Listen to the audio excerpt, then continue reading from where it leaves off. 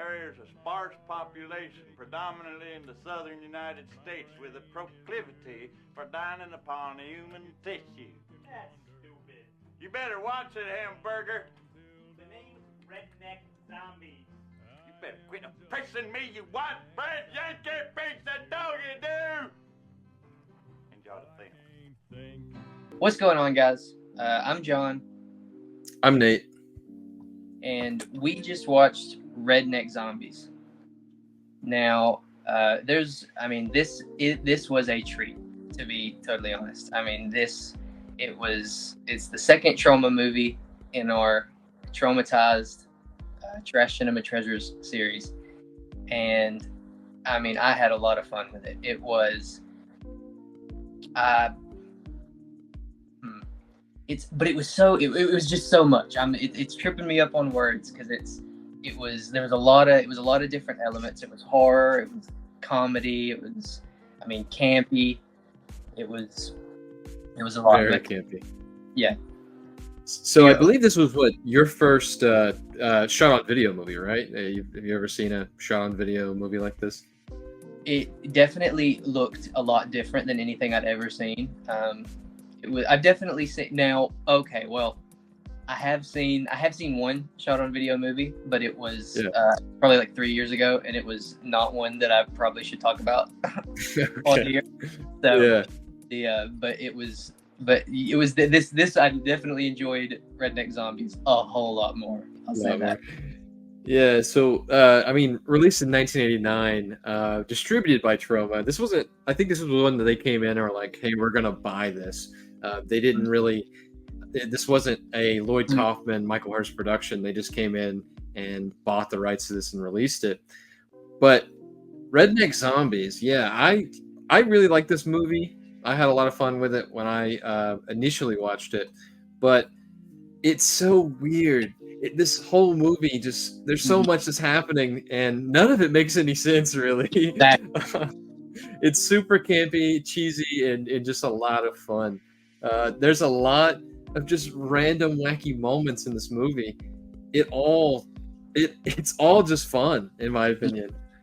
The one thing is the use of music in this movie I thought was incredible because a whole original score written purely for this movie. Absolutely. And, especially with, I'm sure we'll talk about it a little later, but the $10,000 budget. All the things that were in this movie on a $10,000 budget is, you would think that they had like small studio money. Like it was really well made. Absolutely. And we talk about the plot a little bit. It follows a group of, I guess they're not hitchhikers, backpackers, and they're backpacking through the Appalachian Mountains. And you've got this guy who says he's been, his name's Wilbur, right? He says he's from the area, but he hasn't been back in 10 years, and he's bringing his yuppie friends through, and they're gonna go backpacking.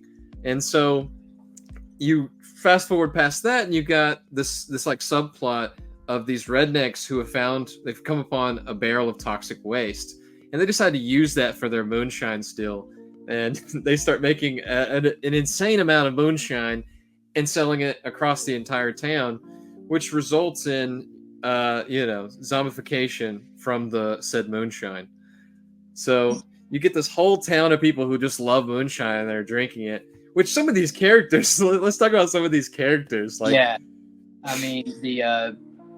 of the first characters that gets infected with this said moonshine is it's a Southern mama, and she has her baby in the washing machine, just standing up in the washing machine, and she gets delivered some of this moonshine, and she takes some, unscrews that jar, and pours it in the baby's sippy cup, and just like, come on, drink up. And you mean you weren't fed moonshine from a sippy cup when you were a baby? I was not. I gotta just be me, I guess. Just me. That was definitely the first time I'd ever seen that. It's incredible. Growing up in the South, I expected to see a lot of that stuff, and it's you can tell these people are not like from the South that like No. at all. They're all the redneck tropes in this movie are just laughably bad, but I think it's on purpose. It's got to be on purpose. That's the spoof nature of the movie. I mean, the whole movie is just a spoof on redneck horror movies like Texas Chainsaw and things like that. So I think it does it really well in my opinion, but it's also laughably bad. Now, what we have here is a failure to communicate. Bitch! This is, in my opinion, one of those movies that's like it's so bad that it's good. Yes, definitely. It's not. You're not gonna sit next to it. You're not gonna sit next to like. You're not gonna compare it to Oppenheimer and be like, not at all. oh, this is this is they're on equal footing. But it's definitely such a fun watch, and I think it's worth it. And something I did want to talk about is there are so many practical effects. It makes Dawn of the Dead look like Mary Poppins. In this movie, like there's so much practical gore used, so much practical like just like all like there's so many different like outfits for the people because when they get like zombified, their like clothes change and stuff. But it's, I mean, $10,000 does not seem feasible when you watch Not it. at all. They had a very, very talented effects person behind this team for sure. Oh, 100. And then, like, getting into, there's something I wanted to talk about with this movie. I'm trying to think of it. So the Tobacco Man, that's what I'm trying to think of. So what's up with that? I cannot believe that. It had slipped my mind until now. But the Tobacco Man, I was thinking about him. He was in the back of my mind the whole time. I was like, is he gonna be important? Is he gonna? And then he comes back in at the end, but it doesn't really pay off. He's just there. Yeah. And So for those of you that don't understand what we're talking about, there's a man that shows up and he's got a bag on his head. And he's called the Tobacco Man. And so the Redneck brothers, they love the Tobacco Man. They can't wait to go get some of their good snuff. So they all run up to him in his truck. He's playing like it's a bell, right? He's like playing like yeah, he's like I want to say he's got a bell or something, hitting a bell. Yeah, they show up and he's got this like demonic voice, which is like it's horrifying. And he's like, he gives him like a social commentary on how bad tobacco is going to rot your face and teeth. He's like, but that's not he knows that's not the worst thing they've got coming either.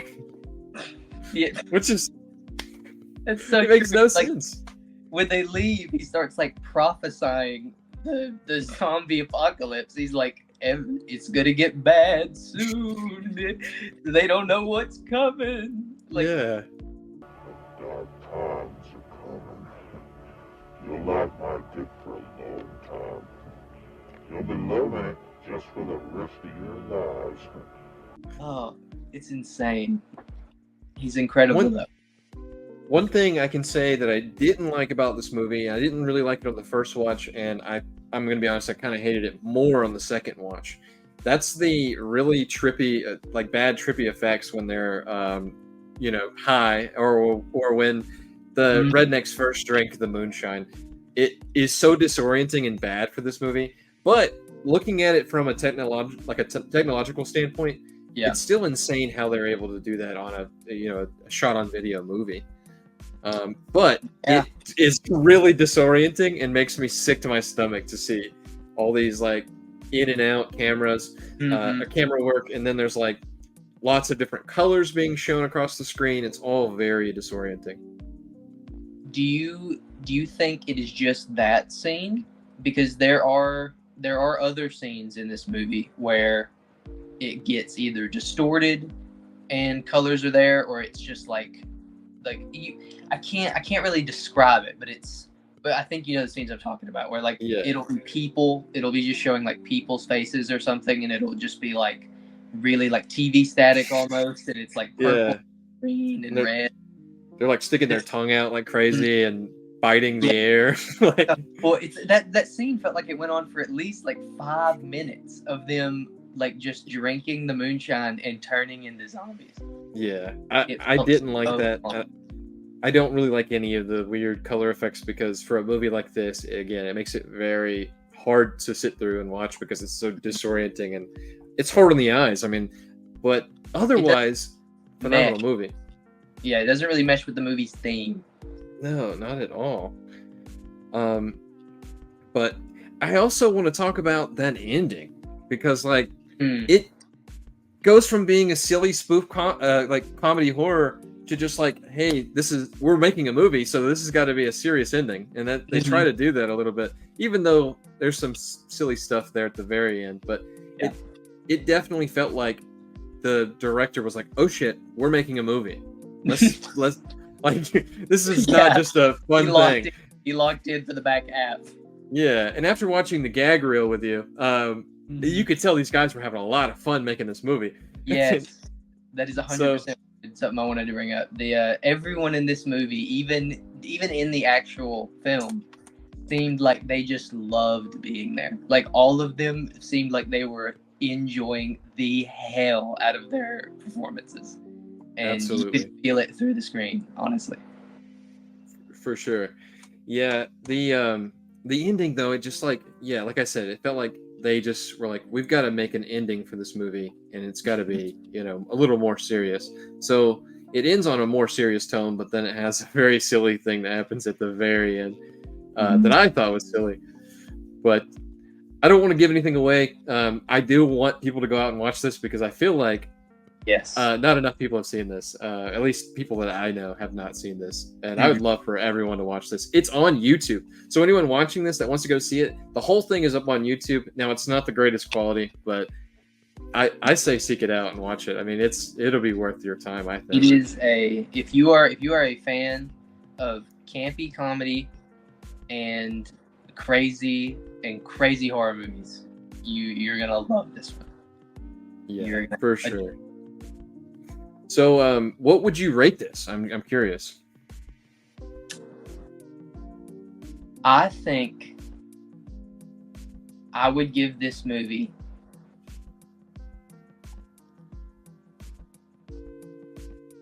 You want to do 3.5 toxic moonshine jars out of 5. Okay, awesome. So that's great. That's exactly what I was thinking. The moonshine jars, the moonshine jar rating. But I think I would also go 3.5 moonshine jars. Not to just jump on the bandwagon. When I watched this the first time, I'd given it a 4 out of 5. When I first reviewed it on Letterboxd and watched it, I do think it dropped a little bit for me. And again, I think it's because of the very disorienting effects. Yeah. And some of the scenes are just people walking through the woods, or just not doing a whole lot. They're standing around talking. So when I first watched it, I was in love with this movie. I thought it was insane, like insanely good. But I can't say I could give it a 4 again. I think it dropped down to a 3.5. But that's not to discredit the movie or anything. Yeah, no, it's I've rated movies 1 star. I mean, like there's movies that are way worse than this. I had fun with this movie. It was a good time. It's just not a 4. It's just not a 4.5. Like it's not that movie. But still worth the watch. It's worth every minute, and I loved my experience. Well, yeah, and then including it in the Troma series we're doing, I don't think this is up next to Mother's Day. I did have more fun with Mother's Day. I'll just come out and say it. Mother's Day feels more put together. Right, for sure. Mm-hmm. I think for fans of the horror genre, like you'd said, fans of comedies, spoof comedies, this is like it should be right up everyone's alley. Yeah. Mm-hmm. And I definitely recommend checking this one out, seeking it out. Again, like we said, it's on YouTube. I do want to show this off. This is the cover, the Redneck Zombies. I don't like it as much as the original cover, which I'll show you in just a sec. Here's the back, which is pretty cool. There's the Tobacco Man we mentioned, by the way. Oh, wow. So this Tobacco Man holding a jar of the moonshine, which I don't think he ever holds a jar of the moonshine in the movie. But here's the original cover art from the old. It would have been on the old VHS, Wow. which is really good. It says they're tobacco chewing, gut chomping, cannibal kinfolk from hell. Which, if that doesn't sum up this movie, I don't know what will.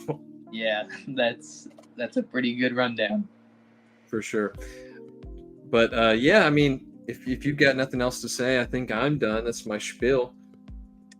I think it was good. I think it was incredible. I love it. All right. Well, I guess that would conclude our review and I guess a semi breakdown of Redneck Zombies. So if you guys could, please like and subscribe and hit the bell below to get notified on all future videos. And we'll see you next time. Have a good one.